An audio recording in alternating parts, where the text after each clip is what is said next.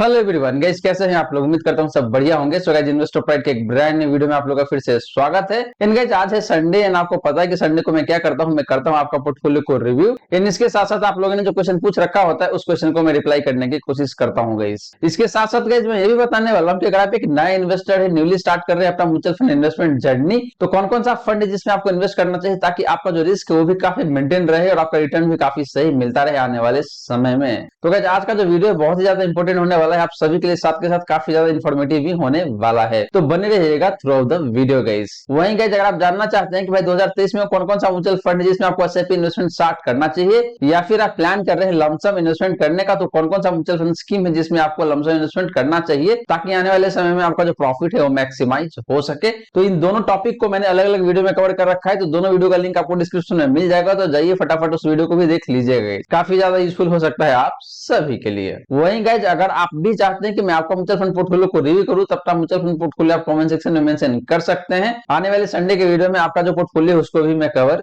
करने वाला हूं गाइस। तो चलिए गाइस, स्टार्ट करते हैं आज का video. But guys, video start करने से पहले फटाफट कर दीजिए वीडियो को लाइक, एंड चैनल अब तक आपने सब्सक्राइब नहीं किया हुआ है देन प्लीज सब्सक्राइब कीजिए चैनल को, एंड साथ के साथ नोटिफिकेशन बिल ऑन करके ऑल पे क्लिक कर लीजिएगा ताकि जब भी इस चैनल पे वीडियो लेके आऊंगा सारे वीडियो का नोटिफिकेशन आपको मिलता रहेगा। वहीं गाइस, अगर आप इंटरेस्ट रखते हैं डायरेक्ट स्टॉक इन्वेस्टिंग में, तो इसके लिए मैंने अलग से चैनल बना रखा है, तो उस चैनल का लिंक आपको डिस्क्रिप्शन में मिल जाएगा। तो जाइए फटाफट उस चैनल को भी सब्सक्राइब कर लीजिए। और गाइस, बता दूं कि उस चैनल पे आपको अभी एक भी वीडियो नहीं मिलेगा। मैंने एक टारगेट रखा है कि जिसने 100 सब्सक्राइबर हो जाएगा उस चैनल पे, उसी दिन पहला वीडियो लेके आऊंगा उस चैनल पे। तो चलिए गाइस, बात कर लेते हैं म्यूचुअल फंड रिव्यू का, और बात करते हैं सबसे पहला म्यूचुअल फंड पोर्टफोलियो का। तो गाइस, बात करें म्यूचुअल फंड पोर्टफोलियो रिव्यू का, तो जो पहला पोर्टफोलियो मैंने पिक किया हुआ है वो है आपका किशोर जी का, और इनका कहना है कि काइंडली रिव्यू माय पोर्टफोलियो। और इनके पास जो फंड है गाइस, पहला फंड है आपका यूटीआई निफ्टी 50 इंडेक्स फंड, जिसमें देखे तो 4000 पर मंथ का एसआईपी है। सेकंड फंड इनके पास है गाइस वो है पारंपरिक फ्लेक्सी का फंड, जिसमें देखे तो 3000 पर मंथ का एसआईपी है। मिड कैप से इनके पास जो फंड है गाइस वो है आपका PGM India mid cap fund, जिसमें 2000 पर मंथ का एसआईपी है। सिमिलरली गाइस, देखे तो इन्होंने सेक्टोरल फंड भी ऐड किया हुआ है अपने पोर्टफोलियो में, और उस फंड का नाम है आपका क्वांट इंफ्रास्ट्रक्चर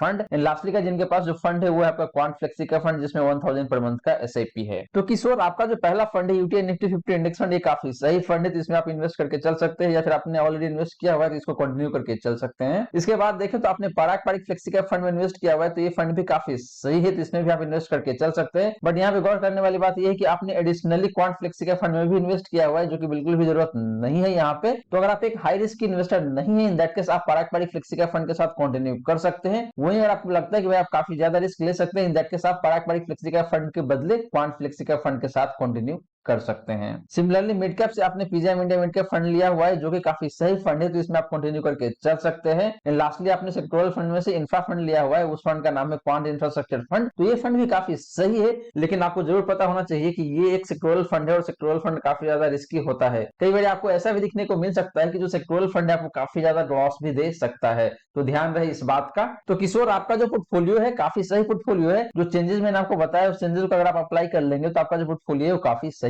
हो जाएगा। बट यहाँ पे मैं आपको एक क्विक सजेशन और दूंगा कि स्मॉल कैप कैटेगरी से आपने एक भी फंड में इन्वेस्ट नहीं किया हुआ है, तो अगर आपको लगता है कि भाई आप थोड़ा सा रिस्क ले सकते हैं और थोड़ा लंबे समय के लिए इन्वेस्ट कर सकते हैं, इन दैट केस आप एक स्मॉल कैप फंड भी ऐड कर सकते हैं अपने पोर्टफोलियो में। बात करेंगे नेक्स्ट पोर्टफोलियो का, तो यहाँ पे विवेक गोयनका है, इन्होंने अपना पोर्टफोलियो पोस्ट किया हुआ है, और इनका कहना है sir can you please review my portfolio, I M 36 year old from Pune, my name is Vivek fine. और इनका जो इन्वेस्टमेंट अमाउंट है जो है 27,000 पर मंथ का, जो कि एसआईपी के थ्रू इन्वेस्ट करते हैं डिफरेंट म्यूचुअल फंड में, और सारे के सारे डायरेक्ट स्कीम है इनका। तो पहला फंड इनके पास है वो है मेरे asset emerging blue chip fund, तो ये फंड काफी सही है विवेक, तो इसमें आप कंटिन्यू करके चल सकते हैं। सेकंड फंड इनके पास है वो है आपका एक्सिस मिड कैप फंड। तो विवेक, आपको मैं यहाँ पे बता दूं कि आपने ऑलरेडी एक लार्जर मिड कैप फंड में इन्वेस्ट किया हुआ है, तो आपको अलग से एक मिड कैप फंड में इन्वेस्ट करने की जरूरत नहीं है। तो मैं सजेस्ट करूंगा कि आप एक्सिस मिड कैप फंड से एग्जिट कर जाए। सिमिलरली आपने PGIM India mid cap fund में भी इन्वेस्ट किया हुआ है, तो आप यहाँ से भी एग्जिट कर सकते हैं। इसके बाद देखें तो आपके पास है पारंपरिक फ्लेक्सी कैप फंड, तो ये फंड काफी सही है, तो इसमें आप कंटिन्यू करके चल सकते हैं। फिर आपने एसबीआई फोकस इक्विटी फंड में इन्वेस्ट किया हुआ 3000 पर मंथ का, तो ये एक फोकस फंड है, और फोकस फंड में मैक्सिमम 30 स्टॉक्स ही होता है, तो इस तरीके का जो फंड होता है कहीं ना कहीं कॉन्सेंट्रेटेड हो जाता है। तो मैं आपको सजेस्ट करूंगा कि आप इस फंड से एग्जिट कर जाए, और जो SBI blue chip equity fund है, या फिर आपका Canara Robeco blue chip equity fund है, या फिर आपका Nippon India large cap fund है, उसमें जाके आप इन्वेस्ट कर सकते हैं और आप एग्जिट कर सकते हैं एसबीआई फोकस इक्विटी फंड से। इसके बाद देखें तो आपने स्मॉल कैप कैटेगरी से काफी सारे फंड में इन्वेस्ट किया हुआ है। पहला फंड है एक्सिस स्मॉल कैप फंड, जिसमें 3000 पर मंथ का एसआईपी है। फिर एक कोटक स्मॉल कैप फंड, जिसमें 2000 पर मंथ का एसआईपी है। इसके बाद आपने Canara Robeco small cap fund में भी इन्वेस्ट किया हुआ है। एंड लास्टली आपने इन्वेस्ट किया हुआ है Nippon India small cap fund में भी। तो विवेक, आपने स्मॉल कैप कैटेगरी से बहुत सारे फंड में इन्वेस्ट कर रखा है जो कि बिल्कुल भी जरूरत नहीं है। तो यहाँ पे मैं आपको सजेस्ट करूंगा कि आप Canara Robeco small cap fund के साथ कंटिन्यू कर सकते हैं, और इसके अलावा भी अगर आपको ऐड करना है स्मॉल कैप कैटेगरी से तो आप ऐड कर सकते हैं क्वांट स्मॉल कैप फंड, क्योंकि Canara Robeco small cap fund and quant small cap fund में बहुत ज्यादा ओवरलैपिंग आपको नहीं मिलेगा। लेकिन यहाँ पे आपने जितने फंड में इन्वेस्ट कर रखा है स्मॉल कैप कैटेगरी से, सारे फंड में बहुत ज्यादा ओवरलैपिंग आपको मिलेगा। तो मेरा जो सजेशन यही है कि आप Canara Robeco small cap fund में इन्वेस्ट करके चले, और इसके अलावा आप ऐड कर सकते हैं क्वांट स्मॉल कैप फंड को। तो इस हिसाब से आपको इन्वेस्ट करके चलना है तो आपका पोर्टफोलियो काफी सही हो जाएगा। बात करेगा नेक्स्ट पोर्टफोलियो का, तो यहाँ पे मुजामिल खान है, इन्होंने अपना पोर्टफोलियो पोस्ट किया हुआ है और इनका कहना है, dear sir, kindly review my portfolio. I am a new investor. I started in November 2022 with my investment plan for 15 years and I am a moderate risky investor. My expected amount after 15 years is 3 crore. Kindly find below my portfolio। तो इनका ये portfolio है। इनके पास जो पहला fund है, in fact ये fund नहीं है, एनपीएस है बेसिकली। तो एनपीएस में इन्वेस्ट कर रहे हैं 8000 पर मंथ का, शायद यहाँ पे इन्होंने लिखा हुआ है मंथली एसआईपी। फिर यहाँ पे देखे तो पीपीएफ में भी ये इन्वेस्ट कर रहे हैं 8000 पर मंथ का। तो मुजामिल, आप एनपीएस और पीपीएफ में इन्वेस्ट करके चल सकते हैं, ये काफी सही ऑप्शन होता है अगर आप थोड़ा सा सेफर साइड में प्ले करना चाहते हैं, आपको बहुत ज्यादा रिस्क नहीं लेना है, और आप वैसे भी बता रहे हैं कि आप एक मॉडरेट रिस्क की इन्वेस्टर, इन दैट केस आप एनपीएस और पीपीएफ में इन्वेस्ट करके चल सकते हैं। यहाँ से आपको टैक्स बेनिफिट भी काफी सही मिल जाएगा। तीसरे नंबर में देखें तो इनके पास HDFC life click to wealth ULIP. तो मुजामिल, यहाँ पे मैं आपको सजेस्ट करूंगा कि आप यूलिप में इन्वेस्ट करके ना चले, यूलिप से आप एग्जिट कर सकते हैं, क्योंकि यूलिप आज के टाइम में उतना फायदेमंद नहीं होता है आपके लिए। तो मैं सजेस्ट करूंगा कि आप यहाँ से एग्जिट कर जाए, इससे अच्छा कि आप टैक्स सेवर फंड को ऐड कर सकते हैं अपने पोर्टफोलियो में। फोर्थ नंबर में देखें तो इनके पास है लार्ज कैप इंडेक्स फंड, और उस फंड का नाम है यूटीआई निफ्टी 50 इंडेक्स फंड। तो ये फंड काफी सही है, तो आप इसमें इन्वेस्ट करके चल सकते हैं। पांचवें नंबर पे देखें तो इनके पास है Canara Robeco blue chip equity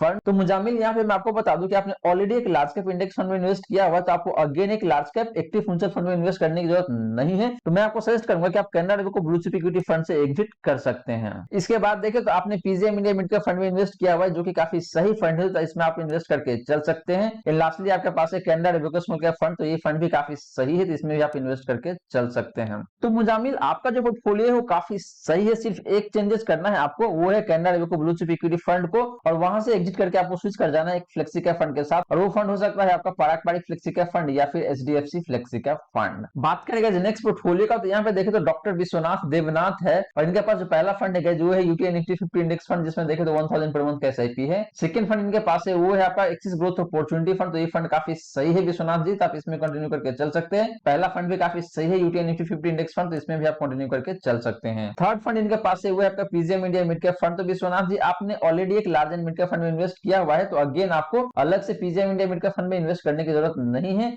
इसमें से आप एग्जिट कर सकते हैं। फोर्थ नंबर का फंड इनके पास है वो है पारंपरिक फ्लेक्सी कैप फंड। तो ये फंड काफी सही है, तो इसमें आप इन्वेस्ट करके चल सकते हैं या फिर अपना इन्वेस्टमेंट कंटिन्यू कर सकते हैं। एंड लास्टली इनके पास है Canara Robeco small cap fund. तो ये फंड भी काफी सही है, तो इसमें भी आप इन्वेस्ट करके चल सकते हैं या फिर अपना इन्वेस्टमेंट कंटिन्यू करके चल सकते हैं। अब इनका कहना है कि भाई 15 साल के बाद इनका क्या कॉर्पस होगा। तो विश्वनाथ जी, यहाँ पे मेरे लिए ये बताना बहुत ही डिफिकल्ट होगा कि भाई आपका कॉर्पस क्या होगा, क्योंकि जो रिटर्न है वो रिटर्न क्या हो सकता है। ऑन एन एवरेज अगर आप 12% मान के चलते हैं या फिर 15% मान के चलते हैं, तो उस केस में आप अपना कैलकुलेशन लगा सकते हो, और बहुत आसान है आज के टाइम में कैलकुलेट करना कि भाई आपका कॉर्पस कितना हो सकता है 15 साल के लिए। अगर आपको पता है कि रेट ऑफ रिटर्न क्या हो सकता है 15 साल के लिए, एंड आपका जो एसआईपी अमाउंट है आपको ऑलरेडी पता है, तो इस तरीके से आप कैलकुलेट कर सकते हैं अपना कॉर्पस 15 साल के बाद। विश्वनाथ जी, आपके लिए मैं कैलकुलेट करके बता ही देता हूँ कि भाई आपका कॉर्पस क्या हो सकता है। मैं यहाँ पे अज्यूम करके चल रहा हूँ कि आपको जो रेट ऑफ रिटर्न मिलेगा अगले 15 साल के लिए वो 15% के आसपास में मिल सकता है। तो उस बेसिस पे आपका कॉर्पस कितना हो सकता है आफ्टर 15 ईयर। तो मैं 15% का रिटर्न लेता हूँ, एंड फॉर 15 ईयर उस केस में आपका जो कॉर्पस बन के आएगा कहीं ना कहीं 33-34 लाख के आसपास में बन के आता है, अगर आप 5000 पर मंथ का एसआईपी करते हैं अगले 15 साल के लिए। और 15% के हिसाब से अगर आपको रिटर्न मिलता है तो 15 साल में आपको 33-34 लाख के आसपास में कॉर्पस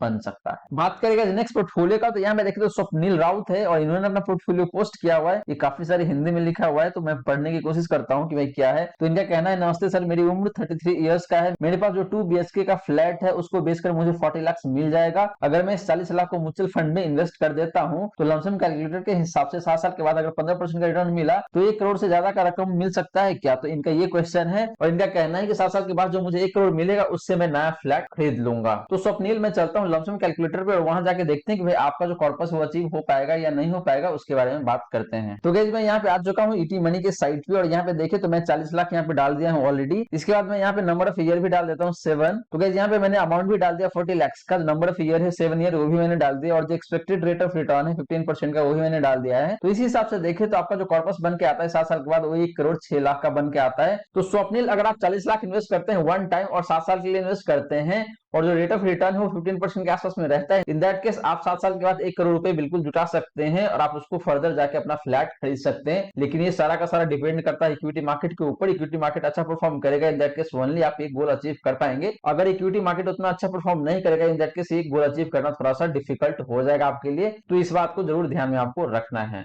बात करेगा नेक्स्ट पोर्टफोलियो का, तो यहाँ पे देखें तो एचडीएन है, इन्होंने अपना पोर्टफोलियो पोस्ट किया है, रादर इन्होंने अपना क्वेश्चन पूछा हुआ है और ये प्लान कर रहे हैं कि भाई इनको इन्वेस्ट करना है, तो इन्होंने ये सारे फंड सिलेक्ट किया हुआ है और यहाँ पे देखना है कि भाई इनके लिए सारे फंड्स अच्छा है या नहीं है। तो पहला फंड इन्होंने जो सिलेक्ट किया हुआ है वो है आपका quant active fund and quant mid cap fund. तो इन दोनों फंड में से किसी एक फंड में इन्वेस्ट करना चाहते हैं। सेकंड फंड इन्होंने जो सिलेक्ट किया हुआ है वो है पारंपरिक फ्लेक्सी कैप फंड, तो ये फंड काफी सही है, इसमें आप इन्वेस्ट करके चल सकते हैं। थर्ड फंड इन्होंने जो सिलेक्ट किया हुआ है वो है Nippon India small cap fund. Fourth fund इन्होंने सिलेक्ट किया हुआ है वो है आपका axis small cap fund and fifth number का फंड है वो है निप्पॉन इंडिया इंडेक्स फंड। तो ये फंड काफी सही है। तो एचडीएन आपको मैं बता दूं कि आपका जो पहला फंड है क्वांट एक्टिव फंड या फिर आपका क्वांट मिड कैप फंड, तो यहाँ पे मैं आपको सजेस्ट करूंगा कि आपको क्वांट मिड कैप फंड के साथ जाना चाहिए, ना कि क्वांट एक्टिव फंड के साथ। इसके पीछे रीजन ये है कि आपने ऑलरेडी चूज कर रखा है पारंपरिक फ्लेक्सी कैप फंड का, तो आपको जाना चाहिए फ्लेक्सी कैप फंड के साथ, ना कि मल्टी कैप फंड के साथ। इसके पीछे रीजन ये है कि जो फ्लेक्सी कैप फंड होता है और उसका जो मैनेजर होता है उसके पास काफी सारे ऑप्शंस होता है, उसके पास कंप्लीट फ्लेक्सिबिलिटी होता है, वो किसी भी कैटेगरी के स्टॉक में इन्वेस्ट करके चल सकता है। लेकिन मल्टी कैप फंड के साथ में एक लिमिटेशन है कि वहां पे 25% एटलीस्ट आपको large cap, 25% mid cap and 25% small cap में इन्वेस्ट करके चलना पड़ता है। तो इसीलिए मैं आपको सजेस्ट करूंगा कि आपको क्वांट एक्टिव फंड में इन्वेस्ट नहीं करना है। इसके बदले आप जा सकते हैं पारंपरिक फ्लेक्सी कैप फंड के साथ, या आप इन्वेस्ट कर सकते हैं क्वांट मिड कैप फंड के साथ भी। फिर आपने स्मॉल कैप कैटेगरी से 2 फंड सिलेक्ट किया हुआ है जो कि बिल्कुल भी जरूरत नहीं है, तो यहाँ पे आपको एक ही फंड के साथ जाना चाहिए और मैं सजेस्ट करूंगा आपको कि आप एक्सिस स्मॉल कैप फंड के साथ जा सकते हैं। लास्ट फंड आपने जो चूज किया हुआ है निप्पॉन इंडिया इंडेक्स फंड, तो ये फंड भी काफी सही है, तो इसमें आप इन्वेस्ट करके चल सकते हैं। बात करेगा नेक्स्ट पोर्टफोलियो का, तो यहाँ पे तौसीफ अहमद है, इन्होंने अपना पोर्टफोलियो पोस्ट किया हुआ है और इनका कहना है review my portfolio, my age is 33 year, invest up to 10 to 15 year. तो इनका जो इन्वेस्टमेंट होराइजन है वो 10 से 15 साल का है और इनके पास जो फंड है वो सारे के सारे डायरेक्ट फंड है। और पहला फंड इनके पास है वो है आपका आईसीआईसीआई सेंसेक्स इंडेक्स फंड, तो ये फंड काफी सही है, तो इसमें आप इन्वेस्ट करके चल सकते हैं। सेकंड फंड इनके पास है वो है आपका एक्सिस स्मॉल कैप फंड, तो ये फंड भी काफी सही है, तो इसमें भी आप इन्वेस्ट करके चल सकते हैं। थर्ड फंड इनके पास है वो है Mir asset large and mid cap fund, तो इस फंड का नाम है आपका Mir asset emerging blue chip fund, तो ये फंड भी काफी सही है, तो इसमें भी आप इन्वेस्ट करके चल सकते हैं। फोर्थ फंड इनके पास से वो है Canara Robeco small cap fund, तो ये फंड भी काफी सही है, तो इसमें भी आप इन्वेस्ट करके चल सकते हैं। पांचवें नंबर का फंड इनके पास से वो है पारंपरिक फ्लेक्सी कैप फंड, तो ये फंड काफी सही है, तो इसमें आप इन्वेस्ट करके चल सकते हैं। एंड लास्टली आपके पास है एसबीआई कॉन्ट्रा फंड, तो ये फंड भी काफी सही है, वैसे कॉन्ट्रा कैटेगरी में देखें तो काफी सही फंड है, तो आप इसमें भी इन्वेस्ट करके चल सकते हैं। थोड़ा सा कहीं ना कहीं देखें तो हेजिंग वाला ऑप्शन आ जाता है यहाँ पे, और आपका जो पोर्टफोलियो है उसको थोड़ा सा हेज करके चलता है ये। बात करेंगे नेक्स्ट पोर्टफोलियो का, तो यहाँ पे चिन्मय साहू है, इन्होंने अपना पोर्टफोलियो पोस्ट किया हुआ है और इनका कहना है सर रिव्यू माय पोर्टफोलियो। पहला फंड इनके पास है वो है आपका एसबीआई स्मॉल कैप फंड जिसमें 2000 पर मंथ का एसआईपी है, तो ये काफी सही फंड है, तो इसमें आप कंटिन्यू करके चल सकते हैं। सेकंड फंड इनके पास है वो है आपका एक्सिस स्मॉल कैप फंड, तो ये फंड भी काफी सही है। तो चिन्मय यहाँ पे मैं बता दूं आपको कि आपने स्मॉल कैप कैटेगरी से 2 फंड को चूज कर रखा है जो कि बिल्कुल भी जरूरत नहीं है, तो दोनों ही फंड हालांकि काफी सही है, लेकिन आप दोनों में से किसी एक फंड के साथ कंटिन्यू करें वो ज्यादा बेहतर रहेगा आपके लिए। थर्ड फंड इनके पास है वो है Canara Robeco blue chip equity fund जिसमें 1000 पर मंथ का एसआईपी है, तो ये फंड काफी सही है। लास्ट फंड इनके पास है वो है PGM India mid cap fund, तो ये फंड भी काफी सही है, तो इसमें भी आप इन्वेस्ट करके चल सकते हैं। तो चिन्ह में आपका जो पोर्टफोलियो है वो काफी सही है। मैंने बस एक चेंजेस आपको बताया यहाँ पे कि आपको एसबीआई स्मॉल कैप फंड या फिर एक्सिस स्मॉल कैप फंड में से किसी एक फंड में इन्वेस्ट करके चलना है और एक फंड से आपको एग्जिट कर जाना है और आपको स्विच कर जाना है किसी फ्लेक्सी कैप फंड के साथ, और वो हो सकता है आपका इधर पारंपरिक फ्लेक्सी कैप फंड या फिर एचडीएफसी फ्लेक्सी कैप फंड। बात करेगा नेक्स्ट पोर्टफोलियो का, तो यहाँ पे देखे तो अनूप कुमार पाठक है, इन्होंने अपना पोर्टफोलियो इनफैक्ट इन्होंने अपना क्वेश्चन पूछा हुआ है और इनका कहना है कि I am new to mutual fund, can you suggest me which type of mutual fund is suitable for me, I want one mutual fund for my baby girl for 20 years. तो अनूप जी यहाँ पे मैं आपको बता दूं कि म्यूचुअल फंड में आप किसी एक फंड में इन्वेस्ट करके नहीं चलना है, नहीं तो आपका रिस्क बहुत ज्यादा हो जाता है, तो इसीलिए आपको एक पोर्टफोलियो बनाना है और उस पोर्टफोलियो में आपको इन्वेस्ट करना है,